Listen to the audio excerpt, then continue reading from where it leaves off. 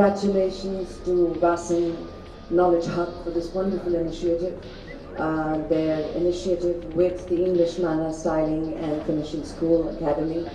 I think what is commendable is that I was 18 years old when I first traveled to the United States and after winning Miss Universe. And other than being 18 and speaking only Hindi at that point and very little English, language was already a barrier.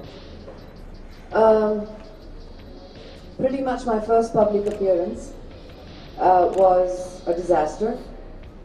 I was in Mexico City as a state guest and the president's guest actually, sitting at the head of the table and not knowing that I need to start eating first to start the dinner, and I was very hungry.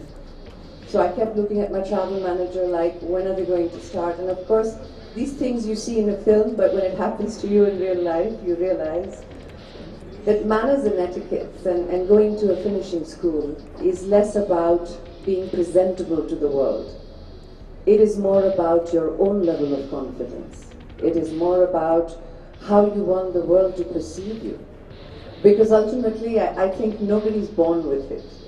No matter where you're born, you're not born with it. I know a lot of people believe that grace and being elegant is an attitude. That might be true, but it still needs knowledge and practice. It needs people to aspire to want to be like that. But for me personally, I went back to the Miss Universe organization and said, help!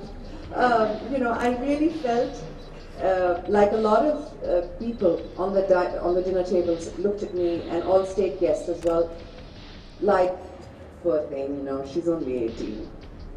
But I didn't want to be that poor thing. That's the aspirational quality of a person. You want to say, I have a platform, and I want to rise above what is normal.